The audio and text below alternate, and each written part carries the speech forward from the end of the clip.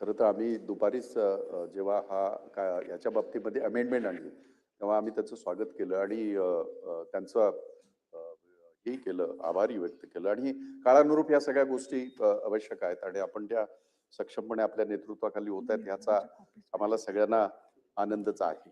परंतु तो आनंद साजरा करत असताना आज जी काय राज्याची वाटचाल कायदा सुव्यवस्थेच्या बाबतीमध्ये जी होत आहे किंवा त्याची अधोगती होत आहे त्या बाबतीमध्ये काही मुद्दे मी या ठिकाणी मांडत आहे. मी नवीन मुंबईच्या त्या याचं कुंज गुप्ता नावाच्या त्या डेव्हलपरचं मी या ठिकाणी आपल्याला सांगत होतो आणि मागच्या अधिवेशनामध्ये मी याच्यावर बोललो होतो आणि त्याच्यानंतर काही त्याच्यामध्ये बदलही झाले, रस्ता झाला वगैरे झाला, परंतु पाणी ही मूलभूत सुविधा ज्या याच्यामध्ये 6 लिफ्ट आहेत, फक्त 2 चालू आहेत. खरं तर अशा सगळ्या मोठ्या टॉवरमध्ये 55 60 माळ्याचे टॉवर त्याच्यामध्ये एक सर्व्हिस लिफ्ट असायला लागते. एखाद्या वेळेला इमर्जन्सी झाली किंवा एखादा याला पेशंटला न्यायचं झालं तर ती असावी अशा कायदा आहे. आपल्या रेरा कायद्यामध्ये हे सगळं आहे. आता हा रेऱ्याचा वरचा हा कोण आहे? हा कुणाचा जावई आहे? कुंज गुप्ता नावाचा तो हा कुणाचा जावई आहे मला सांगा. कारण बाकी सगळ्या गोष्टी आपण फार तर दुर्लक्ष करू आणि जे मी तुम्हाला शंभूराजे सांगतो, मी जे भीती व्यक्त केली होती याच्यावर 5 नोव्हेंबर रोजी या मागच्या महिन्यामध्ये 53व्या माळ्यावर आग लागली.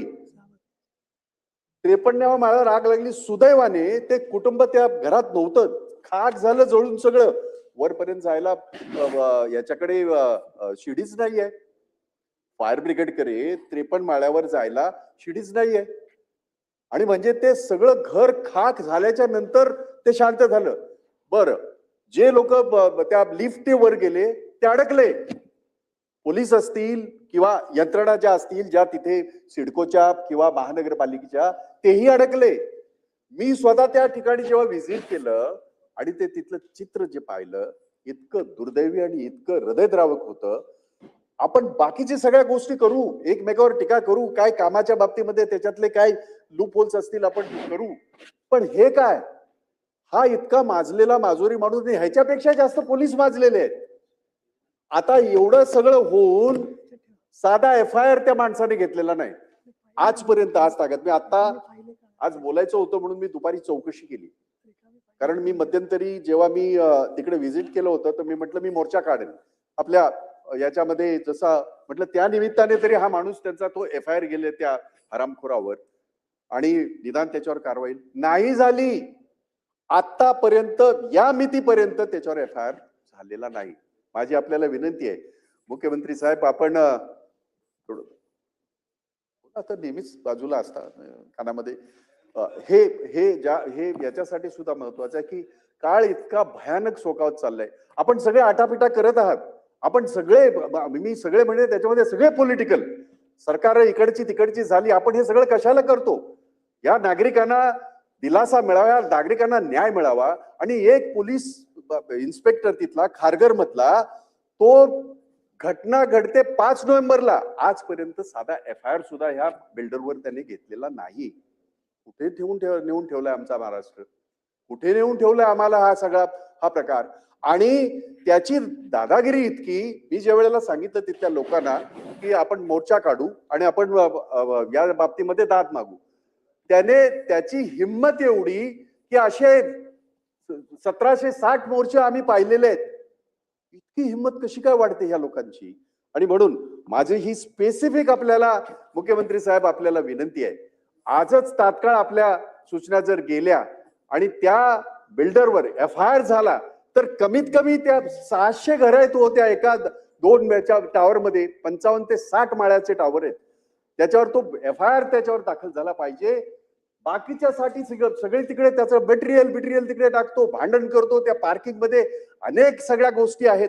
परंतु या बाबतीमध्ये त्याच्यावर FIR झाला पाहिजे. आणि पनवेल महानगरपालिका, सिडको याला OC कशी दिली हो?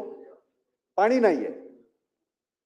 याचं फायरचं ऑडिट आपण कंपल्सरी केलंय आपल्या रेरामध्ये सुद्धा आणि प्रचलित कायद्यामध्ये सुद्धा ते आहे. याच्यातली एकही गोष्ट नाही तरी याला ओसी कशी दिली? म्हणून मी म्हटलं हा कुणाचा जावई आहे, हा गुप्ता नावाचा माणूस कुणाचा जावई आहे ते तुम्ही शोधू नका, ते आम्ही शोधू, पण याच्यावर कारवाई करा. याच्यावर कारवाई करा. त्या माणसांना तिथल्या त्यांना दिलासा द्या. 53व्या माळ्यावर आग लागते, कोणी नशिबाने कुटुंब नव्हतं, सगळं जळून खाक होऊन जातं आणि वरपर्यंत जायला लिफ्ट नाही. कसं जाईल कोण 53 माळ्यावर? मला सांगा बघू. मी स्वतः व्हिजिट केलं तिकडे, मला नाही 53 माळे चढता आले. शक्यच नाही, कुणालाही शक्यच नाही.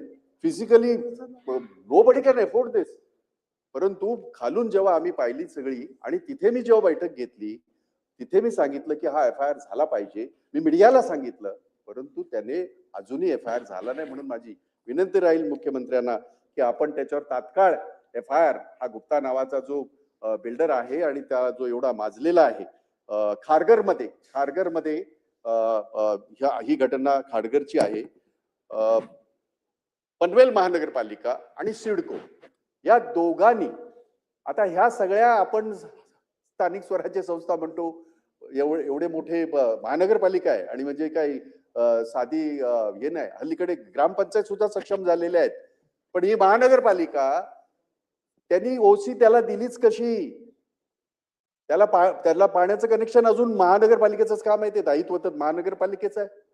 त्या बिल्डिंगला पाणी दिलेलं नाही. आणि म्हणून माझी विनंती राहील की सिडकोचे जे अधिकारी या सगळ्या गोष्टीला, या ओसी देण्यामध्ये जे अधिकारी जबाबदार आहेत, त्यांना तात्काळ आपण निलंबित करा.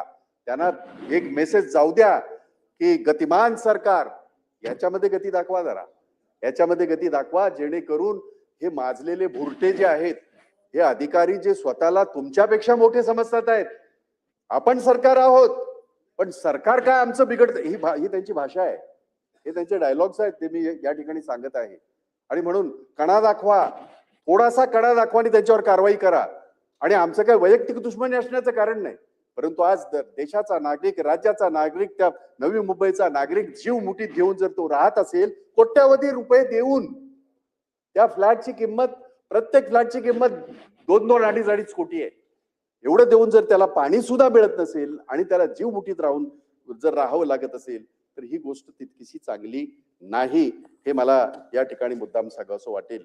माझ्या सहकाऱ्यांनी अनेक गोष्टींचा उल्लेख केलेला आहे, म्हणून मी त्या रिपीट करणार नाही, परंतु काही गोष्टी ह्या बोलणं आवश्यक